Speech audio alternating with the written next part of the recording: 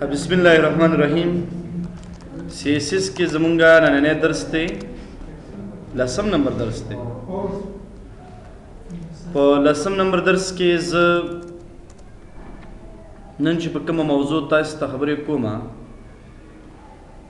هغې ته مونږه ډیف کې پوزیشن باندې خبرې کړې CSS پوزیشن یو مو سټیټک پوزیشن ویلی یو مو فکس پوزیشن ویلی سټیکی پوزیشن ریلیټیو پوزیشن نن به کوم پوزیشن باندې خبرې وکړو ابسولوټ صحیح شو فلوټ هم ویلی که نه لیفټ او رایټ نن به زه تاسو ته په کلیر باندې هم خبرې کوم چې د کلیر څه معنا ده صحیح شو که نه څه باندې به خبرې کوو کلیر ویلی مو ما ته یاد شي تا ته نه یادېږي ویډیو وګوره ښه یو فایل لرو او دا فایل په ډیسکټاپ باندې CSS فایل کې سب کو دې ته نوم ورکو پوزیشن ډاټ HTML دویم فایل لرو سټایل ډاټ CSS لومړی خو به زه د HTML کوډ وکړم دې ته به نوم ورکړم ZICS ټایټل او بیا د هغې نه وروسته په دې کې لینکس شروع کړو دې ته نوم ورکړو سټایل ډاټ CSS په دې کې اول زه لیکم یو ټیپ کلاس جوړوم دې ته نوم ورکوم پر ایگزامپل A یا بکس A دا د دې نوم شو او په دې بکس A کې زه درېږم مثال یې ولیکنه کوم هیډینګ 1 مثال ما ولیکل ضیا انسټیټیوټ دا جمله مې پکې ولیکله دې نه لاندې بل یو بل ډیف کلاس سلم هغې ته بکس B ورکوم او په بکس B کې زه لیکم هیډینګ پاراګراف ورډ پروګرام نه بخیر زه لیکنه راوړم صرف زه تاسو ته د ابسولوټ پوزیشن اصلي مقصد ښایم نور په ډیزاین او په دغه باندې خبرې نه کوو اوس تاسې راشئ په دې ځای کې CSS فایلز ته او پوزیشن ډاټ HTML باندې کلیک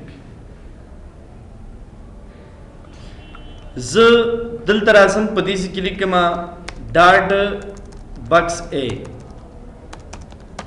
دې لپاره وید ورکوم مثال 300 پکسل هایټ ورکوم 100 پکسل بارډر ورکوم مثال 2 پکسل سالید ریډ او لاغې نه وروسته دا ریفریش کوم یو بکس تاش اندازې تاسو والے مثال 500 یو دا بکس دی که فیډینګ وغیره پکې چې فیډینګ خو زمونږ دې په خاطر اچو چې د ټکس او د لیکنې ترمنځ مسافه راشي یو بکس دا دی بل زه لیکم ډاټ بکس B نو زه که چېرې مثال دلته ولیکم چې ویت 400 پکسل هایټ 100 پکسل پیډینګ پر ایگزامپل اماغه 100 پکسل او بارډر 2 پکسل سالید بلو کلر څو بکسونه شو یو بل پسې لاندې راغلی که نه یو بل پسې لاندې راغلی زه داسې غواړم دغه کوم بکس چې دا مونږ ته ښکاره کېږي دویم بکس B دا باید کوم طرف کې راشي په رایټ کې نو ته که دا په رایټ کې راولي نو ته به رایټ ولیکې 0 معنا د رایټ طرف نه څنګه که 0 درجه کې که نو دا اوس نه کېږي ځکه لیفټ او رایټ ټاپ او بټم دا اندازه هیڅ کله نه علي چې کله سټیټک وي او دا ډیفالټ اوس څنګه دي خو دا خبره مې یاد ساتئ که زه اوس پوزیشن دې کې ریلیټیو ولیکم بیا به دا اندازه والي نه دا اندازه نه اخلي، دا اندازه داسې علي چې کله ته مثال ورته چې د لیفټ سایډ نه دونه مخکې ویسه، ځکه دا خو ډیفالټ په لیفټ کې دی که نه. دلته د رایټ زیرو معنا دا ده چې دغه بکس رایټ سایډ ته راوړه او دلته بالکل د رایټ سره ټچ که، زیرو معنا دا ده. خو دا به هله دې رایټ طرف ته راځي او هلته به دې زیرو پوزیشن کې درېږي چې کله د دې پوزیشن څنګه وي ابسولوټ. دلته بیا د رایټ مقصد دا دی چې دا بکس په آخر ته وړي، یعنی په 0 درجه به درېږي په رایټ برخه کې چې کله پوزیشن ابسولوټ شي. پوه نه شوې په مطلب؟ رایټ مې 0 لیکلی که نه، 0 معنا دا دی چې دی آخري لوکیشن. چې کله دا رایټ ته ته راوړي نو هغې لپاره به پوزیشن ورته څه لیکو؟ ابسولوټ. یعنی په 0 پوزیشن باندې به دې خپله څنګه شي راشي. دې ته چې ته هر څه لیکي پوزیشن ورته ریلیټیو لیکي، نو په دې خاطر چې اندازه د څلورو سایډونو نه والي نو د بکس A ورته ریلیټیو ولیکه، پروا نه کوي. که دې ته ته ابسولوټ ولیکي نو د دې نه موږ دلته لیفټ او رایټ هېڅ نه دي لیکلي، نو دی به همدې خپل پوزیشن وي. خو یوه خبره یاد ساتئ، دا بکس دلته راغی او دا دلته راغی. برنی مې چې کله ابسولوټ کې نو دې څه وکړه، دې دغه د رایټ والا بکس یې ویوړو بره، ځکه هلته خو اندازه وه که نه. خو که چېرته د دې بکس پوزیشن ریلیټیو وي، د دې معنا داسې ده اوس ټیک ده چې دا بکس اندازه تر دې سي پورې ده،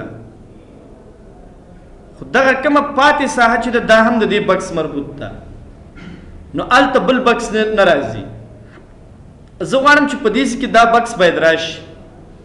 نو چې کله ته پوزیشن د دې دپاره ابسولوټ ولیکې، یعنی بکس A پوزیشن ابسولوټ ولیکې، دې معنا دا ده چې د دې بکس څومره اندازه ده باید همدغومره اندازه کې راشي. دې سایډ پورې د دې کومه اړیکه به بیا نه وي، یعنی په رایټ سایډ کې. نو دې په خپله هغه بکس چېرته وخېږي بره. نو څو بکسونه شو؟ څه 2 بکسونه شو. 2 بکسه شو، یو بکس دا دی یو دا، 2 بکسونه راغله. اوس ګورئ که زه د دې نه پس یو بل بکس جوړ کړم او هغې ته نوم ورکړم چې بکس C، او بیا زه په دې بکسي کې ودرېږم، به زه بکسي ته لیکنه پکې زه نه کوم، که کیم پروا نه کوي او اندازه به ورته ورکړو. تاسو دلته ولیکئ ډاډ چې شی بکس C، وید ورته ورکړئ مثال 300 پکسل، هایټ 100 پکسل، بیکګراؤنډ مثال بیکګراؤنډ فار ایگزامپل ګرے کلر، او د هغې نه وروسته دې ریفریش کړئ. نو دا بکس چېرته راغلی دی؟ هغه په سر کې باید په کار خو دی چې د دې ټولو نه یې لاندې راشي که نه. نو دې ته به داسې وکړي ځوانه ښه وبه کړي کلیر. کلیر کې څو خبرې دي؟ لیفټ رایټ بوت. که ته صرف اوس د دې بکس اندازه دومره ده، تر دې حده پورې ده. که ته چېرته د دې اندازه مثال 200 پکسله والې، نو دا اندازه هم د دې بکس نه موزي که نه وځي، دې بل بکس ور راغله که نه. نو که ته چېرته مثال په دې کې کلیر لیفټ ولیکې، لیفټ یې ولیکې او راشي مثال دې ریفریش کې، کلیر مې څه لیکلی؟ لیفټ. اوس دلته دا بکس د دې بکس سره هم ټچ دی که نه، رایټ کې مطلب دې راغلی دی. نو تاسې به نه لیفټ لیکئ نه به رایټ لیکئ، څه به لیکئ؟ بوت. را به شي تاسو به دې ریفریش کړئ. او پوزیشن به څه ولیکئ؟ ریلیټیو. ابسولوټ نه، ریلیټیو. ریلیټیو سره دی د هغې د بکس د پاسه راوستو، په کار دا چې چېرته راشي؟ لاندې راشي. نو کلیر بوت د ټاپ طرف نه به راښکته کړو، څومره؟ 200 پکسل. 200 پکسله به دې راښکته کړو. هغه څو اندازه ده موږ سره د بکس پی؟ 200 ده که نه؟ 200 نه څو راکته کو 300 ځکه د دې خپل اندازه 100 ده نو 100 او 200 300 یا مثال 250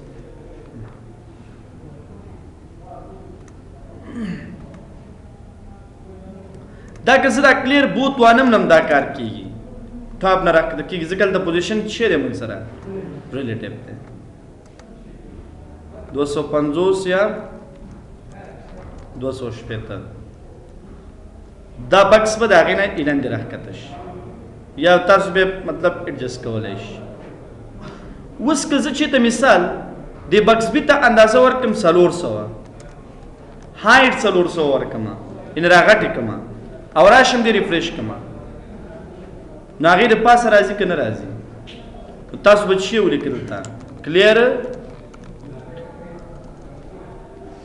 د کلیر بوت نه وروسته به دې ریفریش کړو په کار دا ده چې دا بکس باید لاندې راشي دی نه چې هغې اندازه راغټېږي د دې اندازه باید څنګه شي لاندې راشي نو دلته د دې پوزیشن ابسولوټ دی که نه او د بکس بي پوزیشن هم څنګه دی موږ سره ابسولوټ دی کله چې دا پوزیشن ابسولوټ وي بیا به پرابلم دا وي چې د بکسي د اندازې د پاسه به دې راکېوځي که تاسې د دې پوزیشن پر ځای یو بل کار وکړئ دا وران کړئ اوس کله چې دا وران کړئ دا ریفریش کړئ دا بکس دلته راغی او دا دلته یو پسې بل پسې به راځي دلته به دې لپاره څه استعمال کړو فلوټ د ابسولوټ پوزیشن په ځای که فلوټ ولیکم صحیح ده فلوټ معنا بی رایټ نو دا رایټ ته به راشي او د بل ته به څه ولیکي فلوټ لیفټ یعنې ا ته به فلوټ لیفټ ولیکي نو څنګه چې مخکې په پوزیشن باندې دی اوس به په فلوټ باندې دی لیفټ او رایټ ته راځي او بل دا چې دا بکس دی که نه دې کې ټاپ مه راښکته کوه چې کله د ابسولوټ پوزیشن د هغې نه ختم کې نو بیا دې کې ضرورت د دې نشته چې دې ته یا پوزیشن والو یا ټاپ نه راښکته کړو دې به آلریډي له مخکې نه د کوم ځای نه راښکته موږ سره د ټاپ نه راښکته دا ګورې راشي ریفریش کوي باید دې کې کلیر شی ولیکو بوت را به شو دا به ریفریش کړو کلیر نه معنا دا ده چې دا د دې دواړو بکسونه لاندې راغله خو چې ګوره کله پوزیشن ابسولوټ و د هغې دواړو دا بکس لاندې نه راتلو و د دې نه وروسته که د بکس بي اندازه زه 500 والمه هغه بکس چې څونه راغټېږي دا بل بکس به هماغومره چېرته ځي لاندې ځي خو ګوره چې کله ته کلیر بوت ونه لیکې بیا به دا مشکل وي مشکل به دا وي چې دا بکس به په ټاپ کې ده سره خپل ځای کې نو په دغې خاطر به کلیر بوت ساتو چې دا بکس باید لاندې داسې لاړ شي هدا باندې پوه شو تاسو دوه خبرې شوې یوه موضوع د ابسولوټ شوه ابسولوټ دې ته ویل کېږي چې کله تاسې بکسونه پوزیشن ټاکئ لیفټ او رایټ او بل کلیر د دې لپاره ویل کېږي چې دریم بکس باید په ټاپ کې پاتې نه شي که د دې نه بره بکسونه یو د هغې اندازه غټېږي دا باید په خپله لاندې راشي نو دا 3 ویلیو لري یو لیفټ که لیفټ واخیستو صرف د یو بکس نه به یې لاندې دا بل به په خپل حالت پاتې کېږي که رایټ دې واخیستو صرف د رایټ طرف نه به راښکته کېږي او که چې د بوت والو نو معنا دا دی که بره 5 بکس هم وي نو دې به 5 بکسونو نه چېرته راځي لاندې راځي نو اکثره موږ ډېر استعمال د څه کوو د بوت دا نو موږ سره د دې بکسز او د ډیو ټیک څه شوله موضوع شوه اوس به زه تاسو ته یو بله خبره وکړم دا موضوعات د دې ډیپ مربوط و دا مو ویلې او د دې مربوط ډېرې خبرې شته وروسته راځي صحیح ده که نه خو فی الحال لپاره دا د ډیپ ټیک موضوع کې ما صرف دا خبرې تشریح کړې درته یو پکې سټیټیک بل پکې فیکس بل پکې سټیکي بل پکې ریلیټیو بل پکې ابسولوټ او بل پکې کلیر او یو بله موضوع مو پکې تشریح کړه هغه څه وه بله کومه موضوع مو تشریح کړه زیډ انډیکس دا ډایرکټ ټول د دې مربوط وي خو تاسې که د ډیپ ټیک پر ځای یو بل ټیک استعمال کړئ هغې ته څه وایي سیکشن یعنې زه مثال یې سره دلته په دې CSS کې ډیپ ټیګ نه استعمالوم. زه غواړم د دې پر ځای باندې د پروګرام یا د اپلیکیشن برخې په دې ویشم د ډیپ پر ځای سیکشن د دوی لیک کلاس مثال هیډر. نو ګورئ دې کې هیڅ کومه خبره نشته. د ډیپ په ځای باندې چې استفاده کوي شي دا هم تاسو ته بکس جوړي راشي ولیکئ ډاټ شي هیډر. وید ورته مثال ورکړه 100%، هایټ ورته ورکړه مثال 300 پکسل، بیکګراوند ورته ورکړه تاسو ډارک بلو. صحیح شو. اوس چې کله زه راځم پیج ریفریش کوم دا هغه یوه خبره هماغه بکس غوندې دا اندازه ده. دلته ولیکئ چې باډي مارجن چې مارجن 0. چې کله مارجن 0 تاسو ولیکلو دیمو ریفریش کړو څلورو سایډونو کې سپیس وګوره ختم شو. نو ګوره دا خبره هم یاد ساتئ. بیا به نه بل کلاس کې زه پوښتنه کوم چې ډیپ یوز کو که سیکشن کم فرق نشته، دواړه یوز کولی شو. دې په ځای یو بل ټیګ هم استعمالولی شو چې نیو NAV، خو دا په خاص ځایونو کې استعمالیږي، په عرضي کې نه استعمالیږي. دا دوه برخې ډېرې استعمالو، دا د ټول اپلیکیشن دپاره استعمالو. نیب هم یوز کولی شو. نیب خپله د HTML یو ټیګ دی، ته د سیکشن په داخل کې به استعمالی نیب. صحیح شو. ته راځي نیب بیا د ډیزاین هم کې چې شی نیب لکه HTML سلیکټر په شکل که کلاس دې ورکړی کلاس هم ورکړي.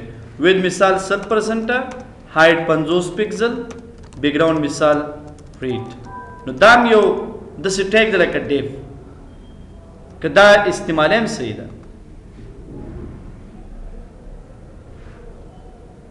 صحیح شو که نه. دې کې ولیکم پوزیشن ریلیټیو او بټم ورته چې ولیکه 0.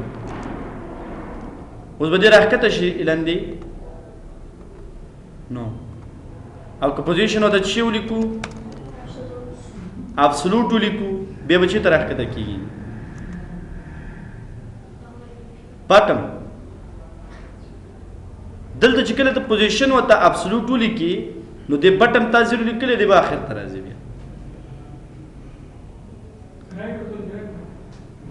که رایټ ورته ولیکي هلته مو اندازه وید 100% ورکړې ده، که کم بکس وي بیا به رایټ ته راځي.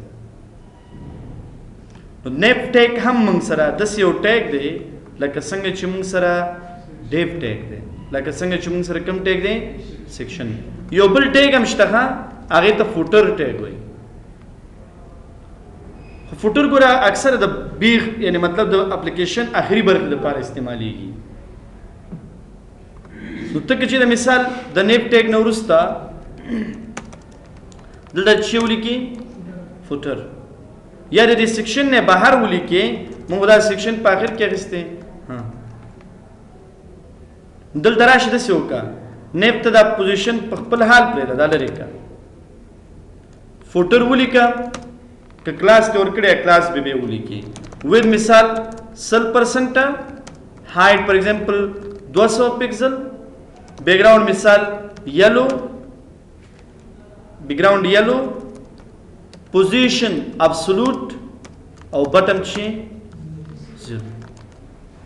دا اوس وګورئ دا د دې مقصد به دی چې دی به تاسو ته د لاندې برخه ښکاري ده.